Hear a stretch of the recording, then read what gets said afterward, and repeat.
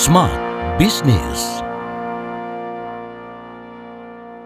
Selamat datang Smart Listeners dalam program podcast Smart Business. Di kesempatan kali ini Tasya Rustama akan menemani Anda dan kita akan bahas seluk-beluk dunia bisnis.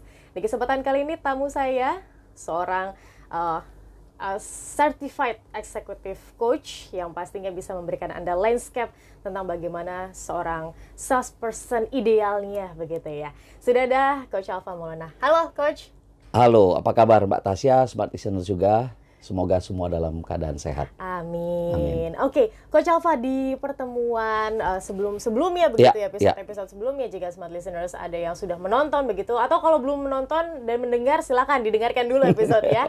Edisi sebelumnya itu kita bahas seputar proses yang berprogres nih, Coach Alfa. Karena berhubungan sekali juga dengan yang akan kita bahas di episode ini ya. Gimana sih kita tahu begitu ya, Coach, bahwa dalam proses yang kita lakukan ini sudah mencatatkan sebuah progres begitu. Oke.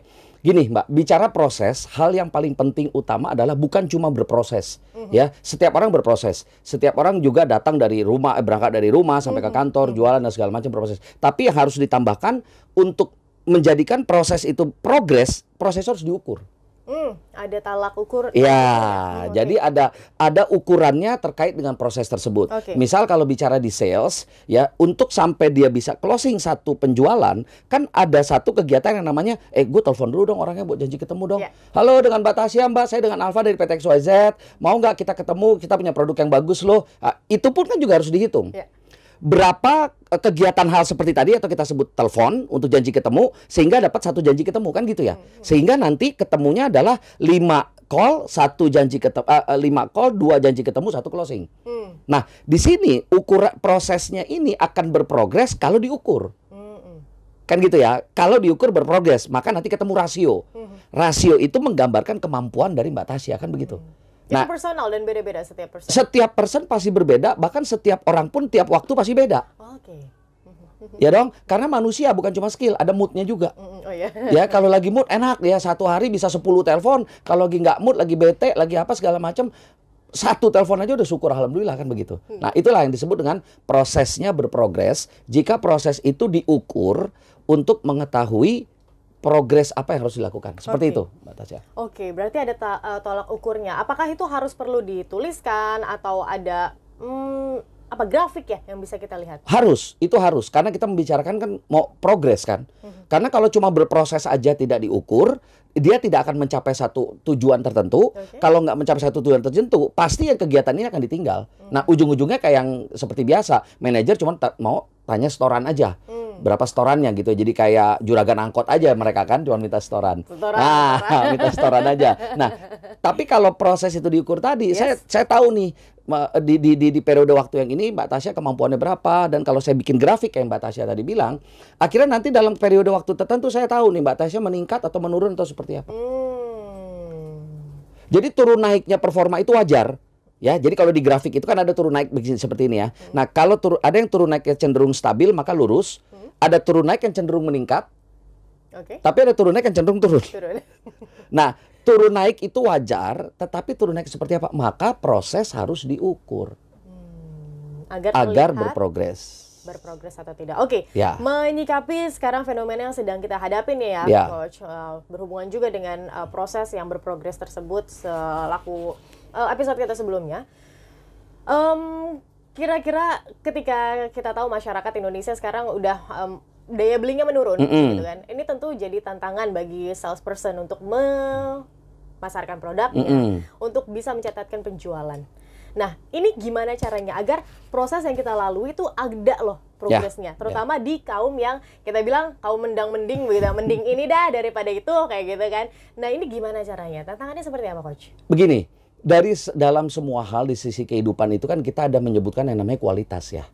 Ada kuantitas, ada kualitas gitu ya. Ada satu produk yang kita nggak usah sebut brandnya apa, di setiap level kemampuan daya beli masyarakat dia jual produknya. Ya, tapi ada satu brand yang itu eksklusif banget gambarnya. gambaran tentang produk itu kalau kita sebut, oh ini mah eksklusif banget gitu loh. Dan kita udah tahu kalau begitu mereka launching satu produk, udah tahu deh angkanya 20 juta ke atas lah. Ya, salah satu handphone lah ya kita bilang itu 20 juta ke atas. Tapi untuk yang produk ini dari yang 500 sampai yang puluhan juta juga dia punya. Nah, kita bicara kuantitas apa kualitas. Nah, sekarang yang ditanyakan oleh Mbak Tasya tadi terkait dengan masyarakat juga sama. Masyarakat juga sama, itu kan produksi juga kan. Produk-produk yang diciptakan itu berbentuk berupa manusia.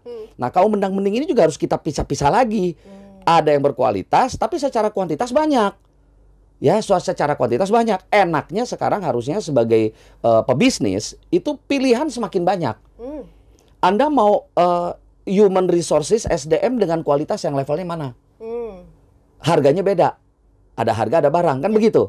Jadi kalau perusahaan yang memang startup, yang memang secara permodalan itu sangat terbatas, dia akan cari ya udahlah yang penting orang fisik kaki jalan melangkah gitu ya, nggak ngambang, nggak merayap gitu ya. Udah yang penting masuk datang gitu ya. Yang penting ada, selesai. Yang penting kalau ditanya perusahaan di mana, di sini ada karyawan nggak ada. Nah, tapi meningkat lagi levelnya kalau ada perusahaan-perusahaan yang memang ada satu tuntutan tertentu karena investasi sudah besar, kualitasnya kan juga berubah. Jadi sebenarnya masyarakat itu mendang-mending, masyarakat itu seperti apa, itu kuantitas. Ya kan? Di antara kuantitas kita harus pilih kualitas kan? Kita harus pilih kualitas. Kita datang ke pasar deh, kita mau beli ikan. Wah, ikan itu sama-sama. Ikan emas saja ada ratusan ekor di meja. Kita harus pilih satu persatu. Ya dong? Nah, lain halnya dengan kalau cuma ada dua. Nah, maka kaum mendang-mending ini kan banyak banget. Ya, maka sebenarnya mereka mau mendang-mending kayak mau apa kayak. Loh, kalau saya sebagai manajer, saya semakin banyak pilihan kan? Saya mau kualitas yang mana, kondisi begitu. Nah, jadi kalau saya ngelihat apalagi dengan isu yang middle class, middle class itu yang harusnya meningkat malah turun. Malah kemarin kalau nggak salah saya baca di CNN atau di Kompas.com tuh menurun itu sampai ke taraf garis miskin gitu loh. Nah, hal ini juga akan mempengaruhi working environment di perusahaan kan begitu. Begitu kita salah rekrut orang, maka saya ambil dari buku Blair Singer mengatakan bahwa 80% keberhasilan perusahaan itu berkembang dari siapa yang diajak masuk. 80% lo ya, 80% keberhasilan. Jadi lu udah ajak masuk orang yang benar, udah 80% berhasil aja. Sisanya 20%. Nah, berarti yang di episode kita yang sebelumnya itu kita bilang bahwa proses itu, ukuran proses itu, pengembangan itu cuma 20%. Kalau ketemu sumber daya yang memang berkualitas. Itu udah 80%. Nah, maka oleh sebab itu ketika ingin mengembangkan bisnis ini mau itu menengah ke atas ini, kita lihat dulu dia garis kemiskinannya kenapa? Sekarang banyak pinjol. Ya kan? Malah bukan pinjol lagi, judi online. Ya kan? Jadi yang model-model kayak ya di game online itu. Nah, kalau terlibat yang seperti ini kan yang kita nggak mau. Ya dong? Tapi kita juga nggak usah khawatir. Karena dari sisi keuangan pun udah ada aplikasi segala macam. Dulu waktu zaman saya kerja itu cuma dicek BI checking. BI itu cuma AKI, Asosiasi Kartu Kredit. Dia ada utang nggak di kartu kredit. Karena yang biasa pinjaman itu kartu kredit kan. Maka kita cuma tinggal BI checking selesai. Tapi sekarang macam-macam. Justru dengan ada mudahnya informasi yang didapat dengan sekarang, orang itu untuk menerima karyawan nggak cuma cek keuangan, cek sampai sosial media. Iya kan? Tracking masa lalu. Nah, tracking masa lalu dilihat, ini anaknya keren, bagus, pintar, begitu dilihat, kok ke situ ya? Kok ada yang berdua-berdua yang sejenis gitu? Nah, LGBT apa segala macam kan? Nah, hal itu yang justru menurut saya satu kelebihan, keuntungan, tapi juga satu tantangan ya. Harus hati-hati segala macam. Tapi untuk alat ukur itu semua sih ada sih, Mbak. Oke, baik. Sekarang kita mau fokus ke how to-nya dari seorang expert begitu ya, Coach Alpha ya. Ini kan mendekatinya kan lumayan tricky. Karena kan kita harus tahu background dari target market kita, kemudian juga cocok nggak sih di produk kita. Yang kita tahu memang daya beli menurun, tapi kan tetap harus mencatatkan penjualan. Ini gimana caranya, triknya gitu untuk menghadapi ya mending inilah daripada itulah, mending inilah daripada itu kan selalu aja ada alasan. Ini gimana nih Coach Alpha? Kalau dibilang daya beli turun kok saya agak kurang setuju ya Mbak ya. Kenapa? Saya sebut brand nggak apa-apa di sini ya. Karena yang saya tahu salah satu handphone iPhone 16 itu udah mau launching itu dengan bandrol harga start 25 sampai 30 juta sampai 35 juta. Kok ada yang beli? Yang menurunnya di mana? Samsung deh, saya bilang Samsung berapa waktu lalu keluarin duluan nih flagship mereka ya. Kita udah tahu lah kalau flagship harganya pasti udah belasan kepala dua lah gitu ya. Fold sama flipnya. Foldnya itu 30 juta, Mbak. Tapi laku. Itu yang ngantri itu bisa sampai mereka buka jam 9 ngantri dari jam 3. Maka kita bilang gini, ini kalau kita bilang daya beli masyarakat turun nih, kita ngomongin masyarakat yang mana sih gitu loh. Apakah itu masyarakat target market Anda atau bukan gitu loh. Maka balik lagi, tergantung lagi, jangan cuma melihat data di luar, daya beli masyarakat turun, tapi lo produk lo tuh apa gitu ya. Sekarang mobil apa dijual laku? Itu ya, mobil apa dijual laku? Bahkan kalau Mbak Tasya ngelihat di apa ya, di lelang apa, nah saya lupa nama website lelang apa, ada satu berlian yang cuma satu ruas jari, itu harganya sampai ratusan bahkan jutaan miliar, itu laku. Jadi yang mana nih yang kita bahas nih? Ya, penurunan daya beli masyarakat yang mana? Sekarang tukang minta-minta aja pakai HP. Ya. Oh, bener ya. Kan gitu. Yang lebih ironis lagi, lucu lah, teman-teman kita pada saat berdemo, serikat pekerja berdemo, mereka demo pakai Kawasaki Ninja, pakai Ducati. Loh, ini apa yang didemo gitu loh.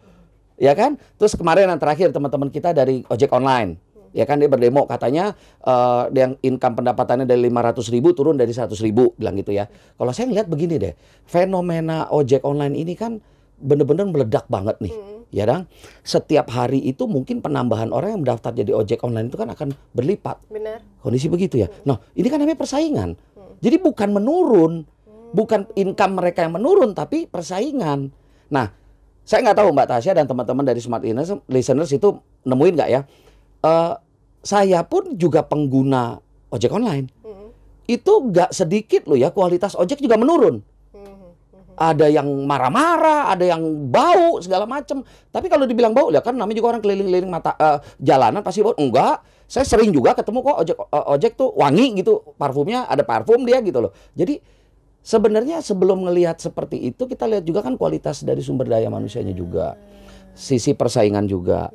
Jadi sebenarnya mungkin kalau saya dari secara pribadi ya, dari pengalaman dan experience saya, sebenarnya bukan daya beli masyarakat yang menurun, tapi memang persaingan dan kompetisi itu yang semakin tinggi. Oke, dan terbuka juga kan pasar global ya, Coach Alfa. Exactly, Gak cuma betul. jadi kita saingannya salesperson nih, saingannya nggak cuma sama sesama salesperson di Indonesia. Betul, betul. Tapi sama salesperson yang udah bahasanya udah beda gitu dari kita. Iya. Ini tentu kan perlu, ya mau nggak mau harus upgrade diri. Peningkatan Upgrade kemampuan, capability, itu udah satu persyaratan khusus. Jadi bukan daya beli masyarakat yang turun. Mungkin iya daya beli masyarakat turun, tetapi harus kita cangking lagi. Masyarakat yang mana? Daya beli terhadap apa? Kondisi bilang begitu. Enggak kok, coba kita lihat ya, taruh aja nih nanti ya. Begitu iPhone 16 launching, berapa lama akan sampai kita di tempat coffee shop kita ketemu ada yang pakai? Dan gini dah, ada satu sekolah swasta, saya nggak usah sebut nama sekolah swastanya. Itu saya ke sana dan saya ngelihat itu ada anak yang berarti anak SMA swasta ya di daerah Jakarta Timur, bilangan Jakarta Timur ya. Itu begitu saya lewat, itu anak masuk naik mobilnya ini apa namanya Mbak, Mini Cooper. Enggak, ini makanya saya bilang, loh ini anak SMA loh, saya bilang. Terus saya coba lihat, saya yang udah susah payah banting tulang gitu ya kerja pakai Avanza gitu atau Picanto ya, Allah pernah Avanza terbaru segala macam. Itu anak sekolah, itu mobil apa namanya Mini Cooper diparkir seharian di depan. Oh my God, ada yang pakai Jeep Mercy. Maka saya bilang, ini kita ngomongin kelompok masyarakat yang mana, produk yang mana. Itu yang kita mesti lihat. Oke, baik. Coach, berarti ini kan kita harus selektif ya sebagai salesperson ya. Betul. Tetap juga harus selektif sebenarnya, memilih untuk memasarkan produknya seperti apa, kemudian caranya untuk target yang mana, ini kan benar-benar juga harus dilihat ya. Nah, perlu nggak sih untuk ya itu memilih produk yang kita mau pasarkan atau tidak?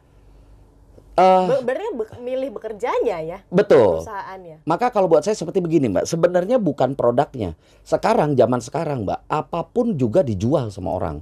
Dan apapun laku loh Mbak. Diri juga bisa. Iya, itu termasuk itu ya. Ya, apalagi bicara diri ya. Diri yang kualitas ada, harga ada, barang ada, rupa lah gitu ya jadinya. Jadi sebenarnya bukan, kalau saya sebagai yang sudah cukup pengalaman di sales, itu bukan produknya, lebih kepada human resources-nya. Oke. di awal tadi kita bahas kan bahwa prosesor harus diukur kan. Yes. Berarti tadi Mbak Tasya juga udah dapat tuh. Oh berarti antar sales juga beda dong ya kualitasnya. Ya iya dong. Antar sales beda kualitasnya. Bahkan sales yang sama pun dari kurun waktu yang sama pun dia tingkat kualitas kerjanya juga kan beda. Yes. Harus upgrade masing-masing. Harus sadar diri smart listeners kan. Kalau misalnya kapabilitas kita sampai mana, yaitu harus bisa diukur, harus bisa tahu, dan harus bisa ditingkatkan untuk lebih lagi. Agar bersaingnya ya nggak cuma sama orang-orang di dalam negeri aja, sama yang luar negeri, yang bahasanya beda, rupanya beda, ya kan, kulitnya beda, putih atau hitam gitu kan, itu bisa diteratasi dengan baik. Oke, Coach, terima kasih untuk insight-nya. Dan smart listeners, ini dia akhir dari perbincangan kita dalam podcast di edisi ini. Saya Tasya Rustama dan Coach Alfa pamit undur diri. Terima kasih dan sampai jumpa. Smart Business. Lead you better.